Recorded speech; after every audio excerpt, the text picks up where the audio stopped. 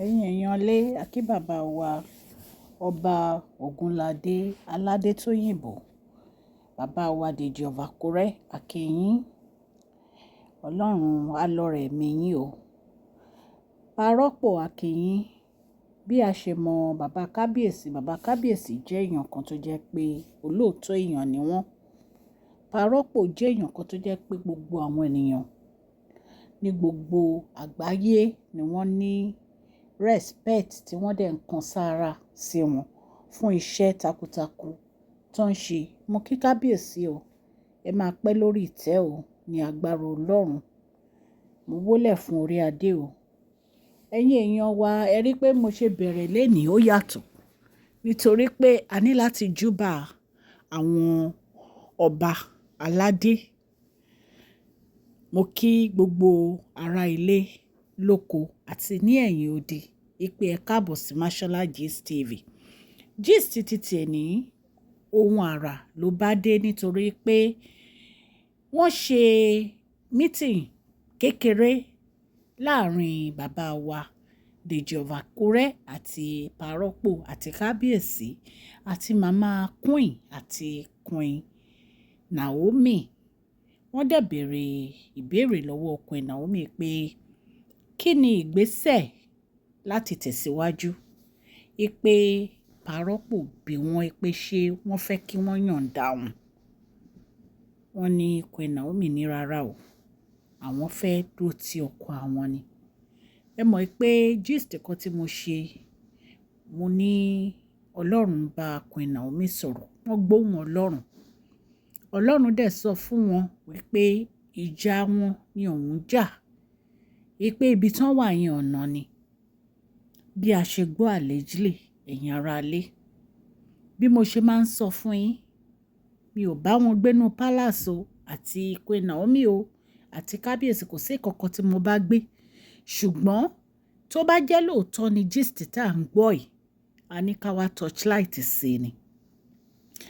Wọ́n ní ìgbà tí Queen Naomi sọ ọ̀rọ̀ yẹn, wọ́n nínú kábíyèsí dùn. Wọ́n nínú kábíyèsí dùn pé kábíyèsí kún fún ayọ̀ àti ìdùnnú. Ṣé ẹ mọ̀ pé recently la sọ fún yín pé kábíyèsí ò jẹun. Tẹ́ bá ń follow àwọn gist mi bí ó ṣe ń lọ. Wọ́n ní bàbá wa, wọ́n ní ìgbà tí wọ́n ti bí wọ́n, tí Queen Naomi dẹ̀ ti sọ pé àwọn máa dúró ti ọkọ àwọn wípé torí àwọn trust ọkọ àwọn wípé ọkọ rere ni wọ́n, pé bàbá rere ni bàbá wa erin ńlá, wípé àwọn ò níbi tí àwọn ń lọ. Wọ́n nínú kábíyèsí dùn, wípé kábíyèsí wọn kún fún ìdùnnú ayọ̀, wọn kún fún. Ẹ̀yin èèyàn lé, kí ló wá kù tí àwọn èèyàn tó fẹ́ sọ? Nígbà tí wọ́n ti dáhùn question yìí, tí wọ́n ti sọ ọ̀rọ̀ yìí, kí ni wọ́n tó fẹ́ dá sí? Wọ́n ní ọ̀rọ̀ ọkọ àti ìyàwó ojú Olúwa ló lè tó. Àbí nǹkan tí bàbá wa Sunny Adé kọ́kọ́ nìyẹn. Ọ̀rọ̀ ọkọ àti ìyàwó ò ṣe é dá sí. Because tán bá parí ìjà tán, àwọn tó wà ńbẹ̀ tán bá wọn dájà, àwọn ni wọ́n máa dá lé lórí. Ẹ̀yin èèyàn lé, wọ́n nínú kábíyèsí dùn, kábíyèsí kún fún jóò àti ayọ̀ pé ìyàwó àwọn ó máa dúró ti àwọn. Mo kí gbogbo etí tó ń gbọ́ mi ní ilé lóko àti ní ẹ̀yìn òde pé ẹ káàbọ̀ sí Mashola Gist TV. Orúkọ mi ni Mashola, Yorùbá ni mo máa ń sọ lórí channel mi. Mo máa ń sọ̀rọ̀ nípa celebrity gist, royal gist, politics àti gbogbo nǹkan tó ń ṣẹlẹ̀ ní agbègbè orílẹ̀-èdè bàbá wa ní ilẹ̀ Nàìjíríà. Tẹ́ ẹ bá ti subscribe so that a bá ti post any gist ẹ máa rí. Òkè ni ọlá yín á máa lọ, ọlá yín ò ní lọ ìsàlẹ̀ láíláí. Ẹ̀yin ará ilé, ẹ kàn sí wa ní masholagist.tv@gmail.com tẹ́ bá ní ìpolówó ọjà. Irúkirú tẹ́ bá fẹ́ polówó, a máa bá yín polówó ẹ̀. A dúpẹ́ lọ́wọ́ gbogbo etí tó ń gbọ́ wa o. Ní agbára Ọlọ́run, òkè ni ọlá yín á máa lọ, ọlá yín ò ní lọ ìsàlẹ̀ láíláí. Ẹ káàbọ̀ sí Mashola Gist TV. Yín kí yín. Mashola Gist TV ń kí yín, adúpẹ́ adúpẹ́ atọ́pẹ́dá. Mashola Gist TV ń kí yín. Ẹ̀yin ènìyàn lé bí a ṣe gbọ́ nìyẹn tí wọ́n ní Parọ́pọ̀ béèrè lọ́wọ́ Queen Naomi wípé ṣé wọ́n fẹ́ kí wọ́n yọ̀ǹda wọn kí wọ́n máa lọ láti tẹ̀síwájú ìgbésí ayé wọn.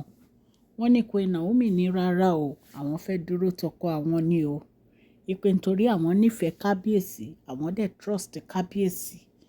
Pé àtìgbà tí àwọn ti fẹ́ kábíyèsí, ìpè kábíyèsí wọ́n jẹ́ ọkùnrin tó jẹ́ pé wọ́n láàánú.